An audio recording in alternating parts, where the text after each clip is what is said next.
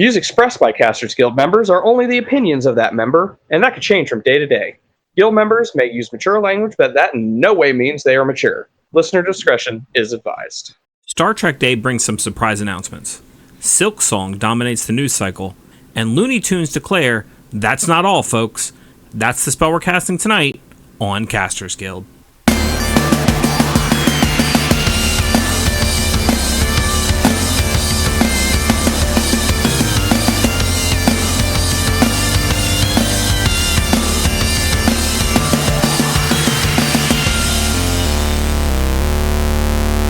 Thank you for tuning into this episode of Casters Guild. I'm your guild master, Rick Perry, aka the Jukebox Hero.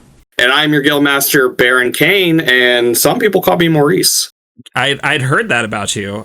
Right after I heard about that whole space cowboy thing. Oh, man, what a phase that was. All right, I'd like to start this week off with something that honestly I put in to talk about weeks ago, but it just kind of got put by the wayside because we had more important things to talk about. But it kind of coincides with something else I want to talk about this week. So what I'd like to point out to you right now is that according to Polygon.com, nearly 800 Looney Tunes episodes are now available to stream for free. Nice. After a while back and forth with HBO Max, there is a ad-supported free streaming service called Tubi, and over 800 episodes and shorts. Well, technically, if you don't count the episodes that include multiple shorts, like if you actually look at the actual episodes, it's actually about 789. But if you count the shorts as separately, it's over 800 episodes of Looney Tunes and are available on Tubi. And as someone who grew up on Looney Tunes and can now show them to my kid for free, I think this is fantastic. Yeah, no, that's awesome. You know, obviously, the Looney Tunes were a product of their time, but, you know, there's also a lot of great stuff. So that's awesome. It's going to be way easier to, you know, introduce a younger generation to the world of Looney Tunes, really. Yeah, and it's good to show where things come from, because Looney Tunes have had a ton of influence on media in general, and there are a lot of things that come from Looney Tunes. I mean, even not that long ago when Turning Red came out from Disney, my kid was really into Turning Red, and there is a moment where the main character from Turning Red goes full wolf from Looney Tunes, because they see a character they find attractive, where like they do the wolf howl and like the foot stomp, and it's like, that is straight up Looney Tunes. And you know, your average kid these days wouldn't know where that came from. So the fact that we can kind of show them, hey, this is the reference they were making, I love that. Absolutely. Yeah, no, I totally agree. And the reason I went back to bring that up, not only because I think you should go check out Tubi and go check out old Looney Tunes episodes, is because the same thing, very similar thing just happened with Sesame Street. Yeah. Where hundreds of episodes of Sesame Street are now free to access on YouTube. Absolutely. And, you know, Sesame Street is part of that family of shows that have really been looking for a home. Well, Sesame Street has been a part of that PBS family, but especially Sesame Street has been bouncing around from place to place for kind of a while now. And, you know, it's cool that they are finding their way to YouTube. Because, again, there's a lot of good stuff in there. A lot of good stuff that we could introduce to, you know, kids of this generation that is going to be relevant still as well. You know, you can say that Sesame Street was a product of its time, but in this case, it's a good thing. You know, you get to see a lot of stuff that, you know, if you show kids now, you can be like, hey, you know, this is what it was like when your parents were kids or your grandparents were kids. And, you know, and this is kind of the stuff that we were dealing with. You know, don't be afraid to tell them, you know, this isn't necessarily how we were taught to deal with this at home, because, you know, our parents weren't healed yet. But, you know, there are definitely things that kids can still learn. So, yeah, absolutely. Now, the Sesame Street deal is a little different than Looney Tunes just kind of being available on Tubi now. YouTube signed a deal with Sesame Workshop, which of course is the nonprofit that makes Sesame Street. But Sesame Street still has a deal with Netflix. After they lost their deal with HBO, they signed a deal with Netflix. So all new episodes of Sesame Street that are being created are going to debut on Netflix. HBO still has a library of some of the episodes of Sesame Street that were created for them, but YouTube has kind of made their deal with Sesame Workshop, so Sesame Workshop will now be leading seminars for YouTube creators to create new content that is kind of in a Sesame Street style, designed to be entertaining. Well, to quote, to share the best practices on how to create content that is entertaining while also promoting learning. Okay. So we could see the next Sesame Street come out of YouTube now. But we also saw new episodes of Sesame Street on Netflix. We have the episodes of Sesame Street that were created for HBO still on HBO, and then a whole library of about 90 hours of content of old Sesame Street that are going to be available on YouTube for free. That's awesome. And honestly, I was really worried about Sesame Street because, I feel like Sesame Street is really important. And the kind of content they make and the kind of thing they do, I think, is severely lacking in a lot of today's landscape. We don't have Mr. Rogers anymore. We don't have Reading Rainbow anymore. And a lot of the kid-focused content that is available these days is just not on par with those. And it would be a real detriment to society for Sesame Street not to be around anymore. Very, very much. And I would say, too, that not just the educational value that it teaches kids, but from a production standpoint as well. You don't have a lot of places that are doing, live action puppets anymore. You're going to expect this from Jim Henson, which is, Sesame Street is a Jim Henson product. But I mean, you're going to have these kids out there that are still wanting to do live puppets, and and to see this kind of craftsmanship still, it can still inspire like a whole generation of people to get older and do their own stuff. I know it doesn't seem very cool or whatever because of all the digital stuff out there, and it may be a very niche thing right now, but as a kid, I thought it was cool to see these puppets, and because I was a kid, I knew they were puppets, but it's just like, how did they make that work? Do they have like 3 guys in Big Bird? That doesn't make sense. Yeah, to this day, I still see like diagrams of how particular puppets worked, and I'm still amazed at the end of the day that the performers were able to pull that off with what they had. Mm-hmm. Piloting that kaiju as a lone man in a monitor could not have been an easy feat. Mm-hmm. Now, okay, as a kid, I thought Godzilla was real. That was on puppet. That was real. Oh, when I said kaiju, I was specifically referring to Big Bird. Oh, yeah. But I mean, I'm saying Godzilla specifically, he was real. Not a man in a rubber suit at all. No. I will say this too, without a lot of research that I've put into this, but I do know that I looked up Reading Rainbow and Mr. Rogers' Neighborhood. Both are listed as being on PBS Kids. I would be surprised to find out that Sesame Street isn't on there. It says blanket branding for the network's array of existing children's programming, such as Mr. Rogers' Neighborhood and Sesame Street. So we have Mr. Rogers' Neighborhood, Sesame Street, Reading Rainbow. Again, all of this stuff that I just through basic research, I would need to look at more to confirm, but is showing on PBS Kids, and PBS is still ran by PBS. So the problem with that is the current administration is pulling funding from PBS. Okay. Which PBS is still, as they put it, funded by viewers like you.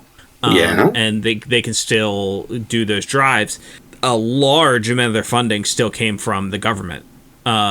So if a whole lot of people don't start getting real cool with opening their wallets, PBS is not going to be able to offer what they used to be able to offer, including with one of the first things they're talking about shutting down is the PBS Kids website because servers are expensive. Yep, which is why I'm talking about it now. We definitely would need way more support for PBS, and I'm not so I'm seeing that. Let me check here real quick. I'm trying to find out if there's a streaming service that we can log on to, but I think PBS has been notoriously just free unless you're donating. So yes. So yeah, PBS Kids is like an app that you can download and you can watch stuff on the PBS Kids app, at least for now, or at least the last time I checked. And the last time I checked, honestly, was when we were talking about Sesame Street the last time. And about how, it was looking for a service because we might be losing it soon through PBS. And we told our listeners how to find their local PBS donation websites and how they can support PBS. Right. But yeah, it's not one of the things that you can just choose to subscribe to in order to give it money monthly that way. You just have to make donations. But speaking of older shows coming to YouTube, I believe you post a little something about Star Trek. I did. I don't know if I've ever mentioned this on this show before, but I know we've talked about Lego, and the one thing that I always kind of held against Lego for not having, and that is Star Trek. I had always been a little weirded out that they had never had Star Trek Lego stuff. Because, you figure with the ships and stuff, you see Star Wars doing it, so why not Star Trek? Obviously, it's probably some kind of licensing issue, blah, blah, blah, blah, blah. Oh, yeah. It had to be a difficult license to get a hold of for Lego. Yeah. But on Star Trek Day, which was September 8th, I believe. September, yes. I don't think it was yesterday, it was the day before. They announced they put out a little teaser that featured a little Lego Jean-Luc Picard on the teleporter pad, I believe, and with a wink and a little end screen in Klingon that in Klingon says arriving soon. So a lot of fodder there for Lego to use as well. They made no announcements as far as what sets you're going to see, but there's a lot of potential with Star Trek. Oh yeah, tons of stuff that they could do, and just them releasing. And I will say this: just them releasing the little Jean-Luc Picard means that they're probably going to be leaning into the next generation. And then with the Klingon end screen, it looks like we may even get some Klingon stuff.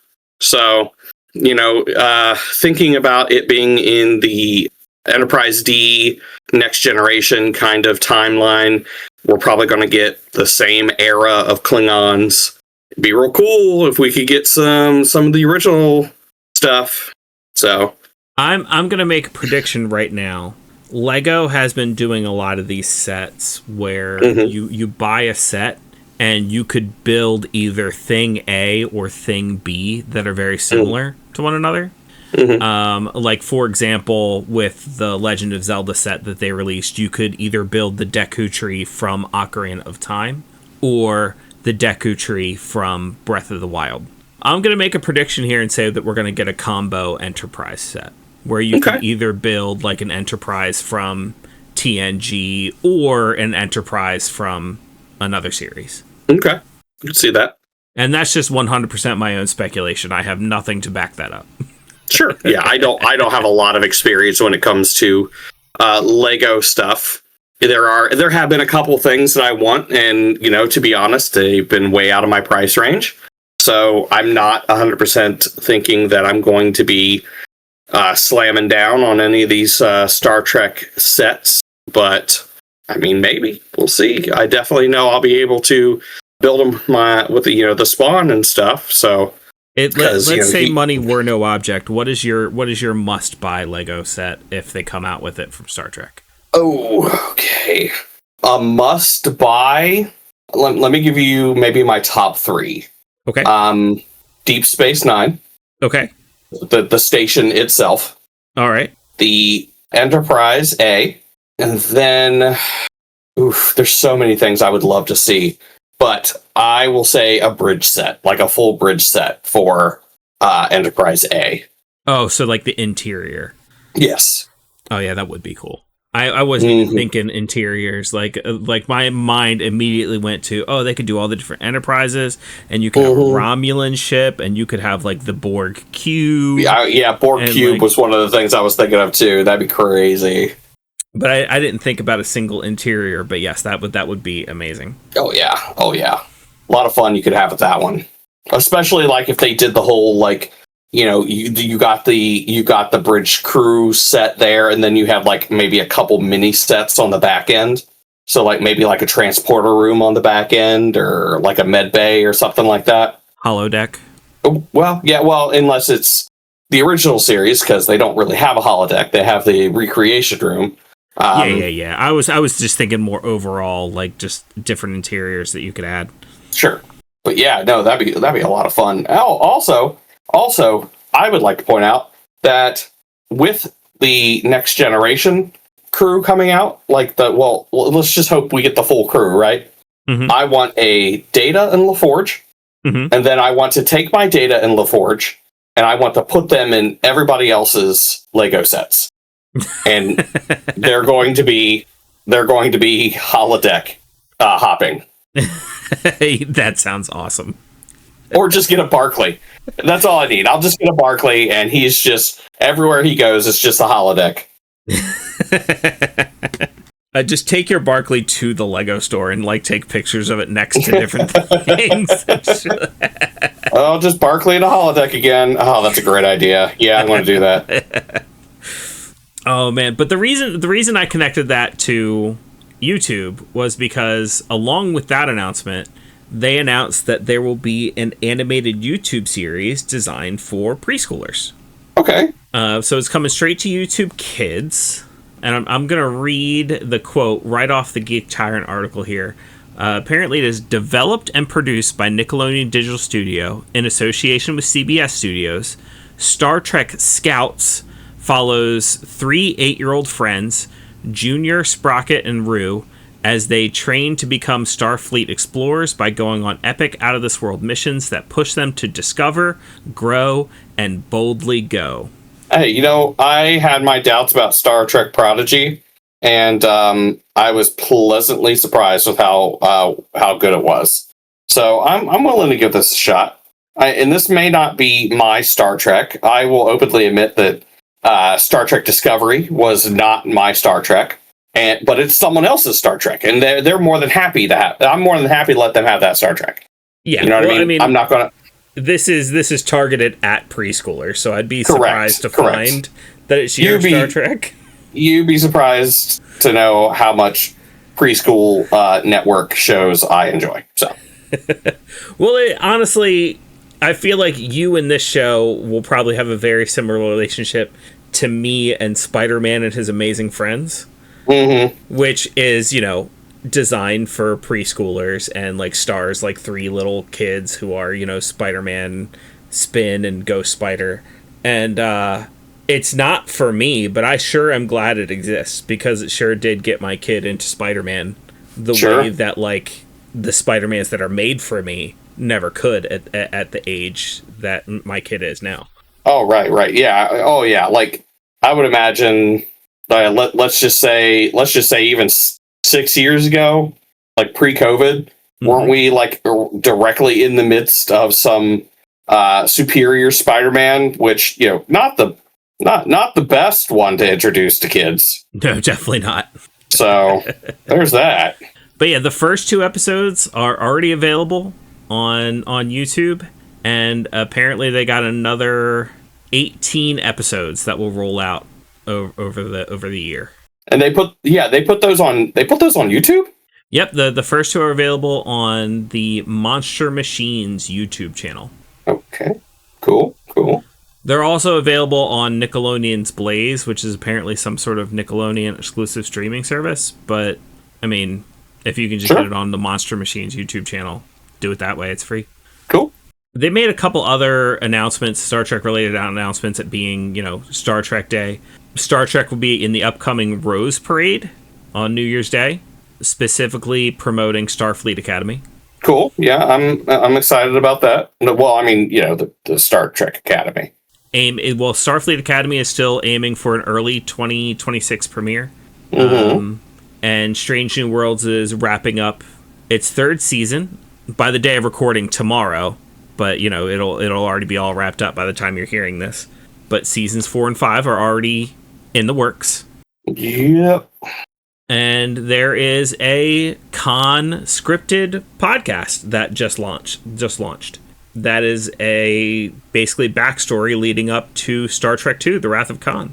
What? Really? With new episodes dropping every Monday through November 3rd. And that is available right now. Nice.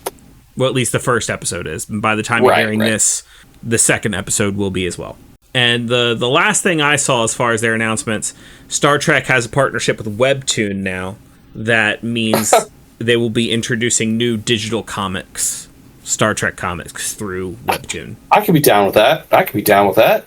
I've seen a few of the Star Trek comics, and they're okay. But, yeah, I'd love to see some of the new stuff they come up with.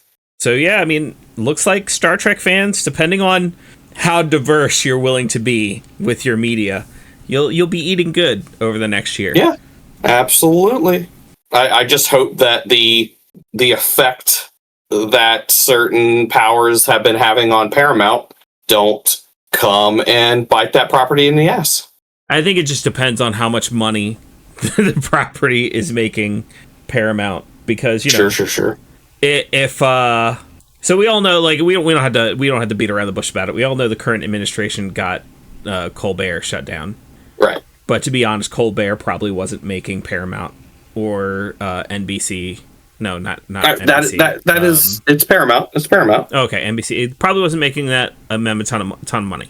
However, you look at South Park, and there's no way the current administration is okay with South Park this season. Sure, but they're also under contract. However, they're under like a $1.5 billion contract and probably making them a ton of money. So they would lose a ton of money by canceling them early and breaking that contract. So right, and I'm not, and my comment isn't necessarily boy, I hope they don't shut down Star Trek. It's, boy, I hope they don't have an undue effect on Star Trek. Oh, I get what you're saying. Yeah. I hope they let them remain as woke as they need to be, because that is Star Trek. Yeah, agreed. I wish I could remember when Star Trek went woke, but I wasn't alive. I believe it was season 1, episode 1. Yes, I believe it was. Yeah. The first time someone said Captain's Log. I think it's around the time that they went woke. Yep. We've been telling you how to get a lot of entertainment for free right now with all the stuff you can find on YouTube and Tubi. Here's a way you can get some entertainment, not necessarily for free, but for a pretty good price. Are we about to talk about Dropout again? I was going to go to Best Buy, but okay. But yes, Dropout.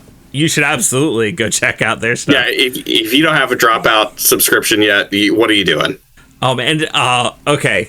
Now you're going to take me off on the tangent, because that's what I'm here for. The idea to take that Game Changer episode and turn it a crowd control and make it into its own new series. Mm-hmm. Fucking brilliant.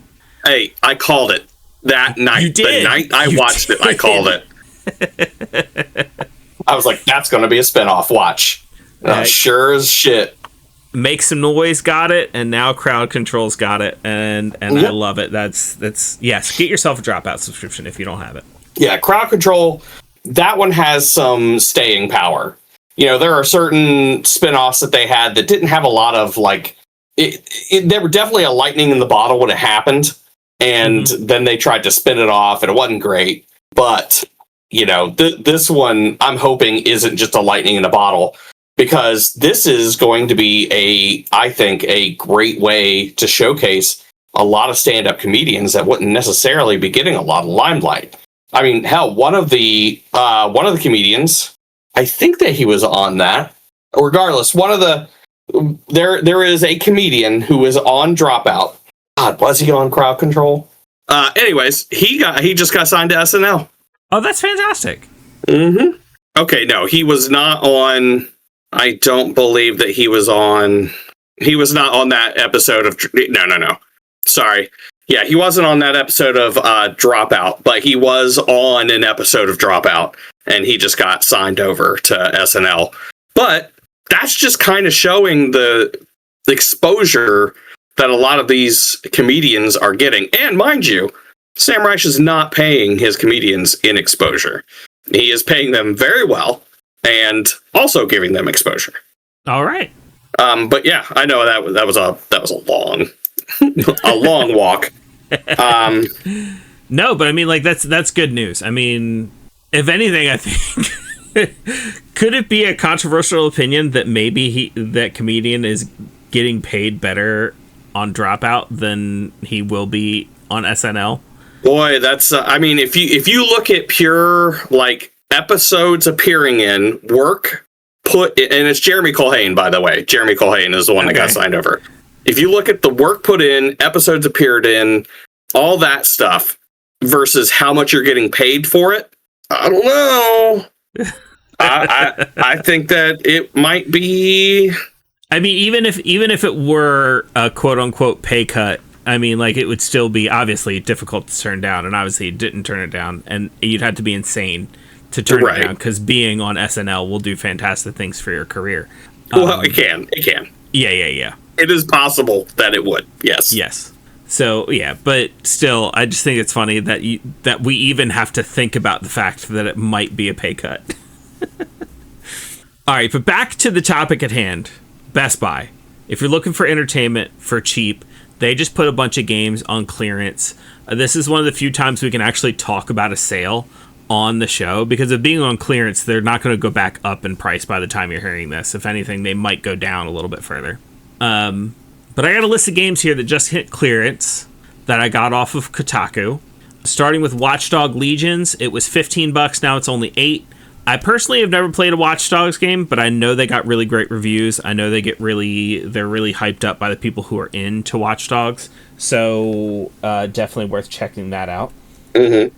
Then I've got Tiny Tina Wonderland's Next Level Edition, which was $20 and now is $10. Okay. And I'm going to say this too, and I'm not like ragging on these games that you're getting, but let's just say you make the argument that these aren't really great games. Okay, but you're still paying fucking $10 for them. So here's where I hesitate for a moment before I say my opinion on Tiny Tina's Wonderland. Sure. If a game is better executed and has more content, let's say that's game A, but game B you just have more fun with, which one's the better game? The game you have more fun with? In that case, I would argue, if that is the parameter, I would argue that Tiny Tina's is the best game in the Borderlands series. Nice. Other games in the series, I would say namely Borderlands 2, personally, are better in the fact that there is more content, it is better executed, it is more technically sound, but none of the games that I have more fun with than Tiny Tina's Wonderland. And being the Next Level Edition means you get the DLC with it too, which is fantastic for $10. I think it's probably the best buy on this list. And with it being from Best Buy, I just didn't do that on purpose, but yeah. If you don't already have it, highly recommend it. Redfall went down from $70 to $10, which Redfall got completely taken out in reviews, man. Like, people talk about how not great that game is all the time. But being that they did add a newer single player mode, like an offline single player mode to it not that long ago, I'd say it's worth $10. Definitely not worth the 70, but worth the $10. Dragon Ball Xenoverse 2 went down from $20 to $10. Midnight Suns Enhanced Edition went from $20 to $12. Deathloop for PS5. Now this is a game. This price drop is outrageous. $60 to $13. If you've not played Deathloop and you can pick it up for $13, play that game. Absolutely. You know what? I was going to read this whole list, but I'm not going to do that because it's got like SpongeBob and Hot Wheels and stuff like that on it. Okay. Diablo 4 went from $70 to $25. Oh, shit. That's a good deal. Dragon's Dogma 2 went from $50 to $26. Fantastic deal. Crisis Core Final Fantasy VII Reunion went from $50 to $30. Crisis Core, I had a ton of fun with the original. I never played the remake. I'm assuming it would be at least as good. So, Need for Speed Unbound, $50 down to $30. I'm always a fan of a good arcade racer. I don't keep up with it year after year when new Need for Speeds come out, but I will tell you, whenever I get a new console, I eventually get at least one Need for Speed for it, for when I need to, feel that arcade racing kind of stuff. So I know nobody in the world would peg me as like a racing fan when it comes to like games, but like when you want a good arcade racer, Need for Speed kind of can't be beat when it comes to the console market. And I always get at least one Need for Speed game for every console that I own. Sure. I'm not going to yuck your yum. So yeah, those are just some of the good ones. I mean, go check out Best Buy's website. They just added a bunch of stuff to clearance, and of course you can have it shipped. You don't have to find your local Best Buy. I mean, if you can, save yourself on the shipping, I guess. But yeah, just go check out their website and find yourself some good deals. Speaking of games you can get for cheap, Barrett and I kind of noticed something as we were trying to find topics to talk about for this week. Yeah, we did. And it seems Silksong has completely dominated the news cycle this week. Yeah, definitely. It's definitely all over the place for sure.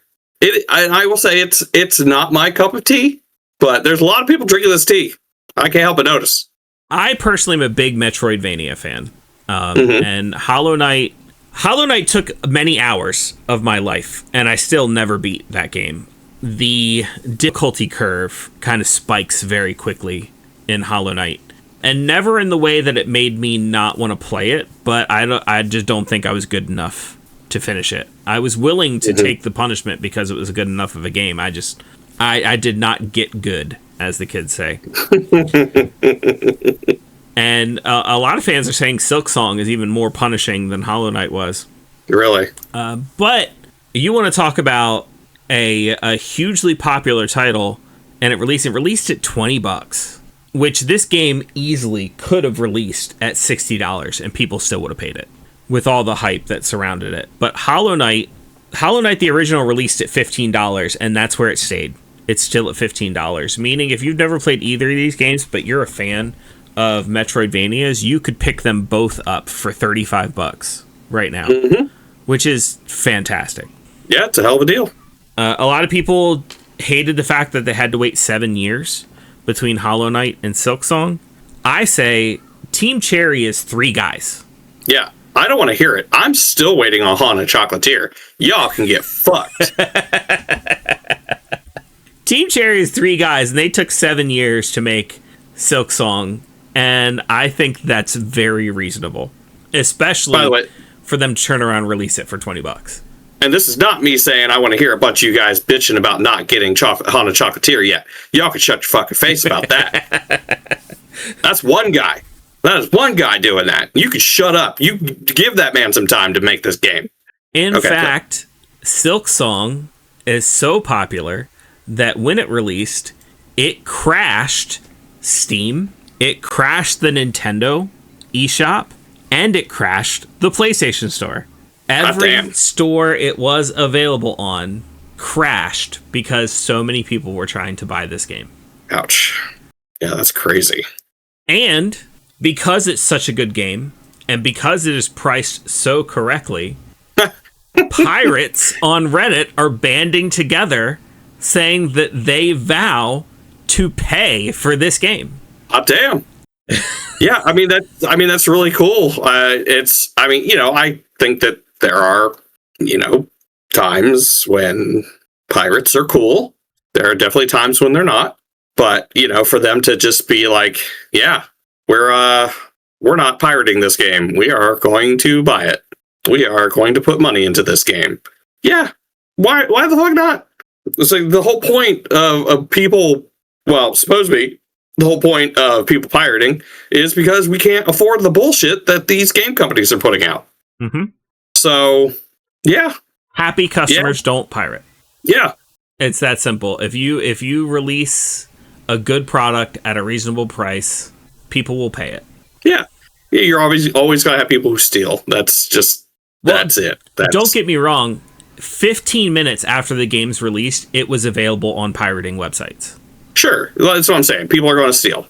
But for the majority of the pirating community, and like, let's also be real, for some people, $20 is still more than they can afford. And it's not that they wouldn't pay $20 for the game, but they do still want to play it, and they just don't have $20, and I get that. Mm-hmm. But for like pirating subreddits to come out and legitimately like agree, like as a community, hey, this is one that we're not really going to pirate, that's really saying something about this game. Mm-hmm. And just like Baldur's Gate 3, just like Expedition 33, this game has AAA developers shaking in their boots because they can just not fathom the idea of a game put together by 3 people on, you know, a small budget being this good and doing this well. Yeah, I mean, I love those games that pop up and make the game industry, you know, think, oh shit, this isn't good. And you know, and it's games like this. It's games like Stardew Valley. It's games like what was the latest one? It was just recent that they released, and it was a huge success, but super cheap. Man, I'm gonna kick myself when I figure this out. I got no idea. Oh, okay. Well, this one wasn't cheap, but what am I talking about? Baldur's Gate 3 really had people fucking terrified. Oh, yeah. Terrified. Because while that was released as a full-price game, the amount of content that was available for that full price and not needing DLC to get there, it was like, imagine that. Like a game company like spent time making a great, awesome game with lots of available content and didn't lock a bunch of it behind a paywall. Mm-hmm. And it wasn't like riddled with bugs. I mean, like, I'm not going to say that the game didn't release without its issues. I mean, like every AAA game does, and especially with a game with that much content, there's just going to be things you don't necessarily account for as a developer. But considering how big it was pretty solid. Yes. But AAA game developers aren't the only people who didn't think that this thing releasing at $20 so quick was the best thing for the game industry. Polygon, and I gotta say, we get a lot of our information from Polygon, so I gotta sit here and wag my finger at them for releasing this article, where the headline is, "The gaming industry deserved more lead time before Silksong." Okay. And the writer of this article basically spends the majority of this article complaining about why this release was a bad thing, because as a news outlet, they have to plan what they're releasing and what they're writing in advance. So they have to assign certain writers to certain projects, and to only get 2 weeks notice that Silksong is coming out was a real detriment to them as a news outlet. To which I say, fucking just go cry about it, and not publicly. You don't need to write a whole fucking article about it. I was just scrolling through Polygon's website, and a good 30% of their content is all Silksong content. For someone who's complaining about they weren't given enough time to write about it, you sure are making a lot of money off of articles about it. Yeah, it definitely it screams tantrum. Right.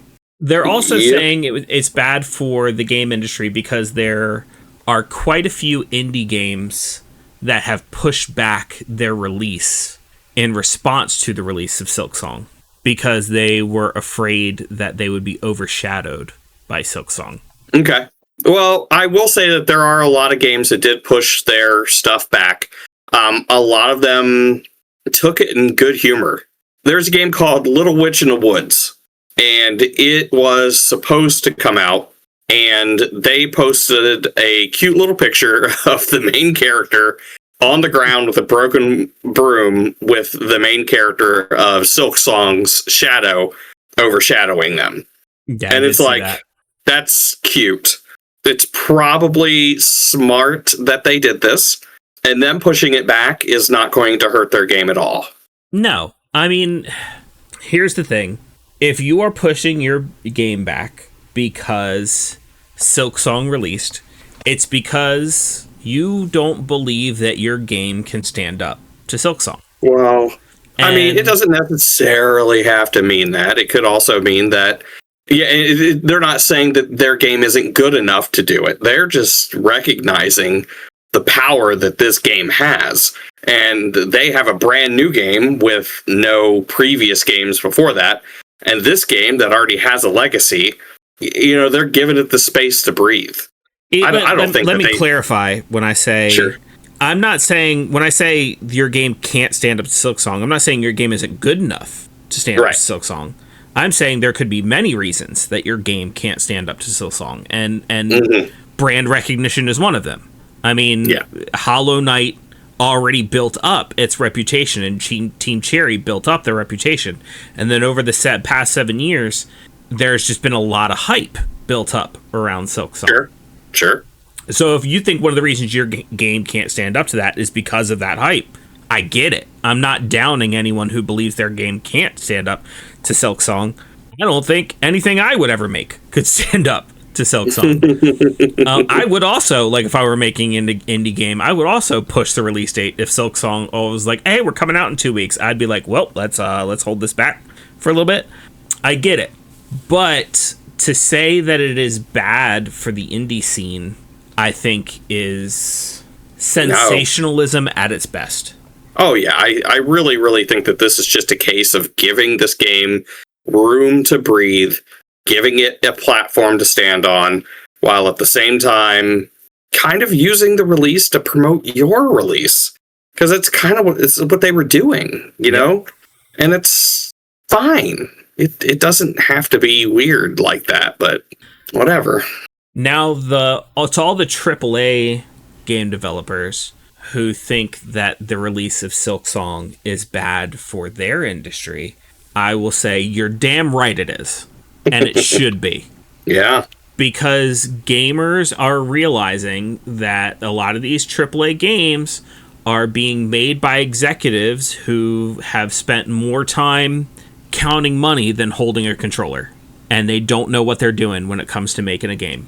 And they are more concerned with the bottom line and what they think is going to make them money than producing a good product. And lo and behold, Team Cherry comes and shows us if you just spend the time making a good product, you'll still make money.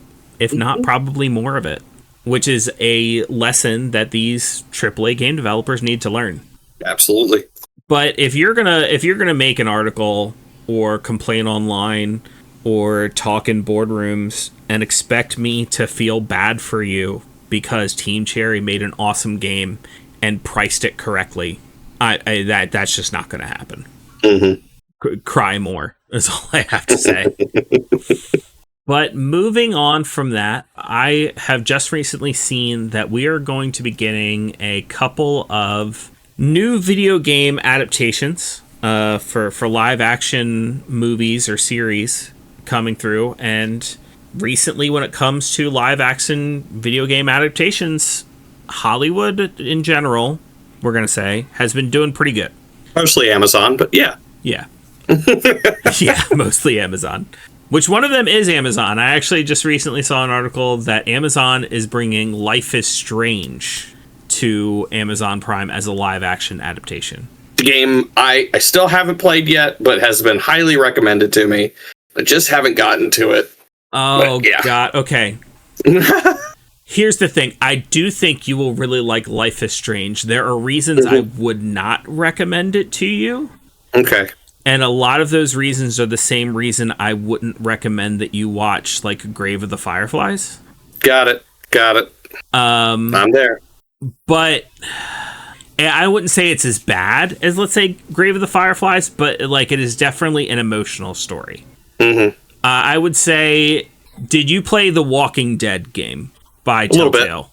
A little bit, yeah. I would say it gets a little bit more emotional than that. And that's about the level that it's at. Okay. Crazy. But it's a great game, and I've played several of the games in the Life is Strange series, and I've loved them all. Okay. It will be interesting to see what they do with it as a live-action adaptation, because a lot of the power in Life is Strange, as far as its power to be an emotional story, comes from the fact that you are making a lot of the decisions, and the consequences that happen come from your decision. And like, while you're sitting there looking at what just happened, the only person you have to blame is yourself. And That's terrifying. when it comes to a TV series, you can't really do that. Yeah. The best thing you can do is just make everything, come down to the actions of the main character, and then hope that your audience empathizes with the main character. But at this point, with how well Amazon has been doing with a lot of their adaptations, I'm not going to say I don't have faith in it. I'm not going to say that like they can't do it. Yeah, it's been weird. Like, even the ones that a lot of people have been bitching about, I still think are like amazingly well done. Well, their adaptations, I should say, not just their video game adaptations. Yes. Yeah. So, yeah. But these ones that you were talking about, they're on Netflix, right? So, Life is Strange is Amazon. Right. This next one here is Netflix. This is the BioShock movie, has been in development for a couple of years now. But the reason I'm bringing it up now is they have just confirmed that it will be an adaptation of the first BioShock, the very first game, and it will take place in Rapture. Cool. I didn't really I just kind of glimpsed at it. Is this going to be a TV show, or is it going to be like a movie? This is supposed to be a movie. Nice. We can get a lot of TV show adaptations. A movie might be cool. Yeah, and honestly, the story of the first BioShock and Rapture could definitely be told in a movie. I think doing an entire TV series would be stretching it. Yes. Because while the story of the first BioShock is very impactful, yeah, if you cut out like all the wandering around and just fighting people, it's very short. It is a very short story, and I think when it comes to a movie and the pacing that you need for a movie, I think BioShock story would be better told in like an hour and a half to 2 hours than, over an entire season. Yeah. The only thing I ask is, please, Netflix, would you kindly please stay true to the game? Yeah. I couldn't agree with you more. I mean, like, there was a lot of speculation around this thing, thinking that maybe they'd create a new storyline or go with BioShock Infinite, or like BioShock Infinite, kind of create something entirely different from the main series. Mm-hmm. Like some new story of their own. But without spoiling the big twist of BioShock being that it might be coming out as a movie soon, they really need to keep that sort of stuff in for the movie. Because if they take that in a different direction, that just kind of ruins the entire story. Mm-hmm. And maybe not, and I know they're going to be tempted, don't give us a lot of, like, flashback stuff. Like, don't try to explain the big daddies or the little sisters too terribly much. Like, in backstory, like, flashbacks, just let it play out. Say, if you really want to do it, save it for a sequel, because a lot of BioShock 2 was about exploring that, like, where the big daddies and little sisters came from. Right. So if you have to do it, save it for a sequel, or even a spin-off miniseries. You know what I mean? If it does, like, if the movie does really well, like, have like a nice little spin-off miniseries that is all about the life of like a little sister or something. Sure, yeah, that'd be good. But yeah, let the story hit us the way it hits you in the game, where you're just kind of dropped in this world and you don't know what's going on, and you're not trying to figure it out. You're just trying to survive and make it to the end. Right. And that should definitely be the journey of our main character. Should not be figuring out what is going on with this world, but, just trying to do what he needs to do to survive and make it out. But speaking of new movies coming out, looks like we're getting a sequel. Yeah, let me preface this real quick. Yeah. Gang, have you ever heard of Michael Caine? He's a bit of a well-known actor. You may have recognized him from movies like Zulu, the original Italian Job. Too old for you? How about The Prestige? Is that still a little too old for you? How about Alfred in the Christopher Nolan Batman movies? Yeah, you probably know him from there. Dirty Rotten Scoundrels. That's a big one for me. Mm-hmm. He's a big name actor, right? He's had a lot of movies. Some good, some bad. Don't know if you've ever seen Jaws 4. There's an old interview with Michael Caine where somebody asks him how he decides what movies he's going to do. Mm-hmm. And like he says he looks at what character he's going to be playing and he looks at the script. Mm-hmm. And he's like, if I've got lines on the first page of the script and if I've got lines on the last page of the script, I do the picture. Nice. Okay. All right. That explains a lot. Especially in this case. My man, Michael Caine, 92 years old. He retired. I don't know if anybody knew that, but, you know, usually a lot of people will retire before the age of 92 to, you know, enjoy the golden years, to wind down, not do a lot of stuff, enjoy the fruits of your labor. Well, my man, Michael Caine, has been pulled out of retirement. And not only has he been pulled out of retirement to act, thankfully it's in a movie, not like a TV show, so we don't have to worry about that. Mm-hmm. But he is going to be in a movie, and it's going to be a sequel. Weird, right? Yep. Maybe not too weird, because, you know, hey, maybe we need you to come back to fully realize this character that you were in the first one, or something. Which he did. He did play a role in the original. Sure. He, and I'm going to say this, he did announce his retirement in 2023. Right. He was 90 years old when he retired, right?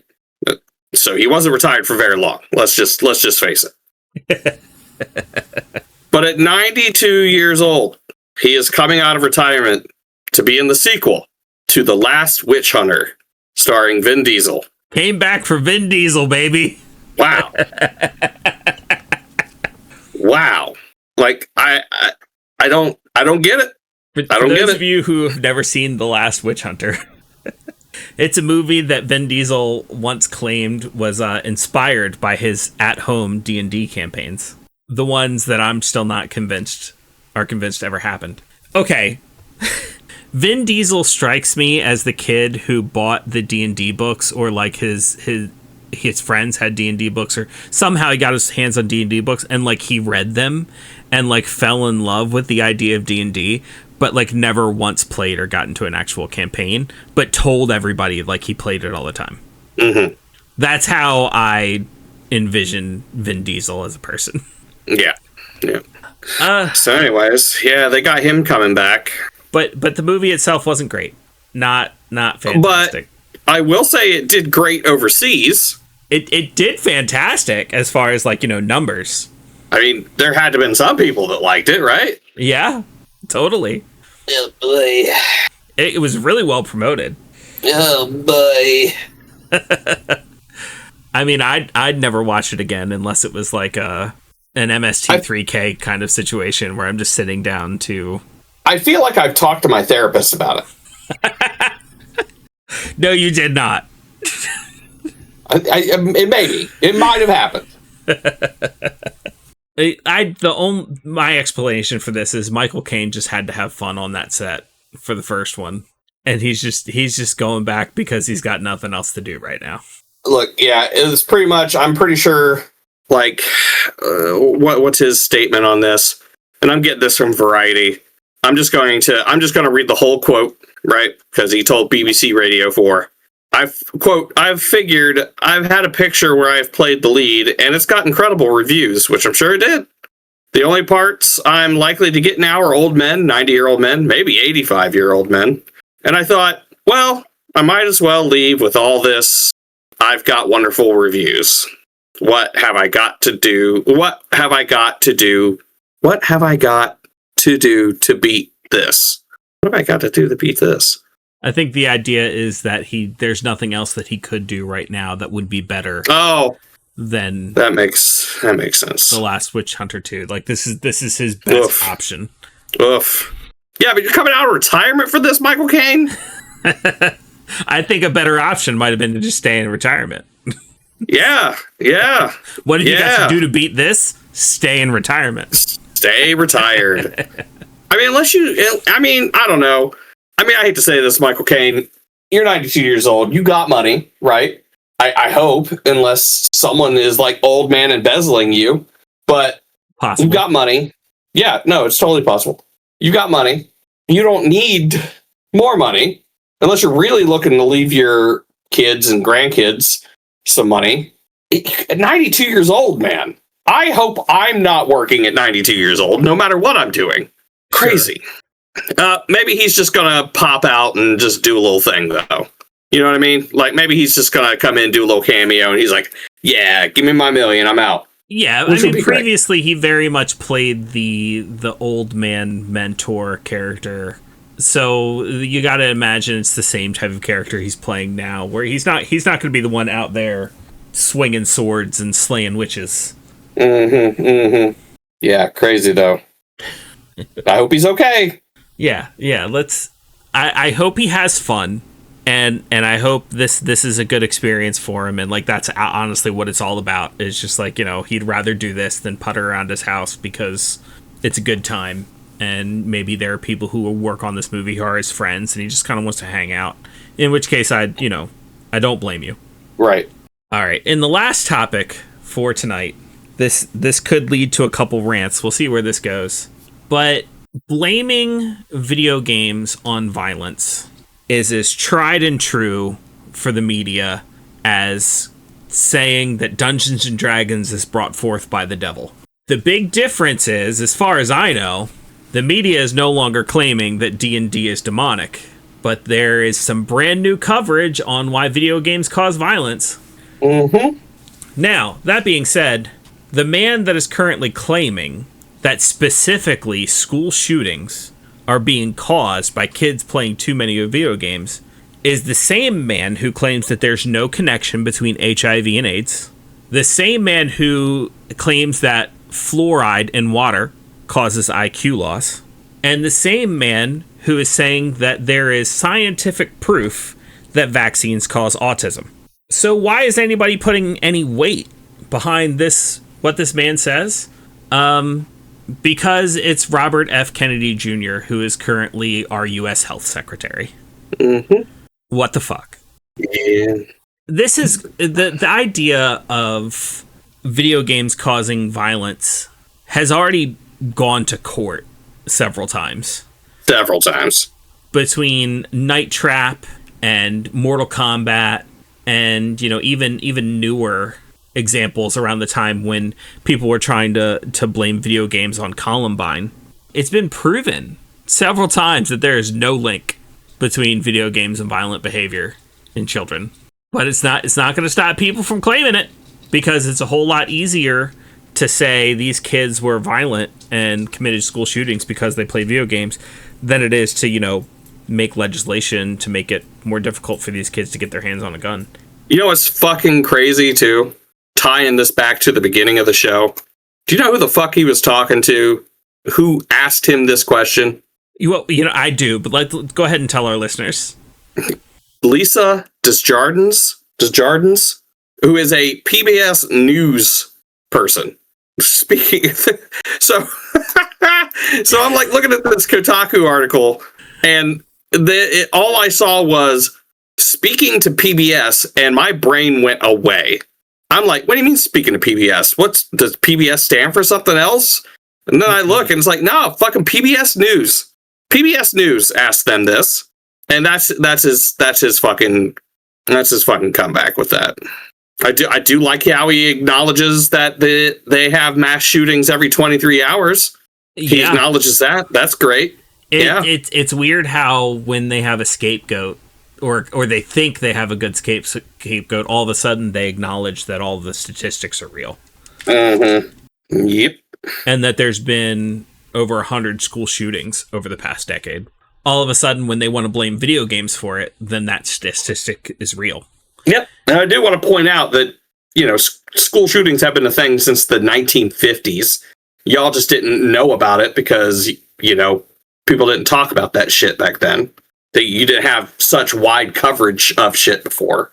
You know what? Also, from this Kotaku article, I just got to go over a couple other things that RFK Jr. believes other than the 3 outrageous things I said at the top of the article. RFK believes that black people have stronger immune systems than white people. He believes that his department needs to be doing more into looking into the dangers of airplane chemtrails. Oh my God. He believes that COVID was ethically targeted to not affect Jewish people and the Chinese. Ashkenazi Jews, specifically. He states that Wi-Fi causes leaky brain. Worms cause leaky brain. And he regularly spreads misinformation about trans healthcare. What a fucking piece of shit. And this man is our health secretary. Yep. What the fuck? Yeah. Yeah, this guy's a piece of shit. Everybody surrounding this man is a piece of shit. The bigger piece of shit is, someone that he's orbiting right now as well, who just surrounds himself with pieces of shit. So, god damn it. This argument in general, the video games have been fighting for as long as video games have existed. Mm-hmm. For their right to exist as a medium and to not be censored. First of all, video games are not making your kids go shoot people or go be violent. And if you truly believe that video games are making your kids be violent, don't try to ban video games. Just don't let your kid play the video game. Be a better parent. Video games should not suffer any more censorship than any other medium, which, to be fair, I think is next to none. I mean, like, you should have to warn people on the label what is in your piece of entertainment, be that a video game or a movie or a book or anything. Mm-hmm. But it has the right to exist and be what it is just as much as anything else does. And it's the fact that video games just get unfairly targeted is an old song and dance. I'm not saying anything new here. I'm just surprised I'm still having to say it. Yeah, I'm kind of wondering what they used to blame it on before video games. Probably TV. Oh yeah, before they blamed video games, they blamed TV, and before they blamed TV, they blamed the radio, and before they blamed the radio, they blamed magazines and newspapers, and it just goes back and back and back, and like there's proof of it. Like you could, before you go say, oh, nobody ever blamed a newspaper on anything, go back and look when newspapers were new. You can find proof that like people were claiming that people were going to be lost in the daily newspaper, that like they were just going to have the newspapers in front of their face and looking down and never looking up from their newspapers, just like people talk about telephones, smartphones today. It happened. Mm-hmm. I honestly don't know what to say about it other than it's stupid. The man who's claiming it is an idiot, and anyone who's believing it is just extremely gullible. And I know that we were talking beforehand. And I'm really trying to rein myself in here. It is definitely a hot topic right now. If anybody doesn't know, we record on Wednesdays, Wednesday nights. So everybody should know at this point that September 10th it has been a big news day today, and it includes a school shooting. So it's a little overwhelming to me right now to even be hearing this guy saying this shit. So, yeah, and if we can blame video games on school shootings, then we can blame video games on other shootings. So, there you go. Guess it's video games. It's all video games. Yep. Well, I'm sorry to end it on such a bummer note, gang, but that's the last piece of news we've got for you today. Yep, and like I said, it's been a big news day today, so I think it's appropriate to at least let people leave listening to at least think about that. Have that on your mind, that there are people who are leading our country saying stupid shit like this while kids are getting shot. So, like, literally. Yeah. The best I can say is resist, gang. Yep. Do what you can to resist. Email us at casterskilled@gmail.com. Let us know what Star Trek Lego set you would buy. Join us on the Discord. That's where all the fun stuff is happening. And we'll see you in the next one. Bye-bye, everybody. Goodbye. Bye. Bye. See you later. Bye. Bye. See ya.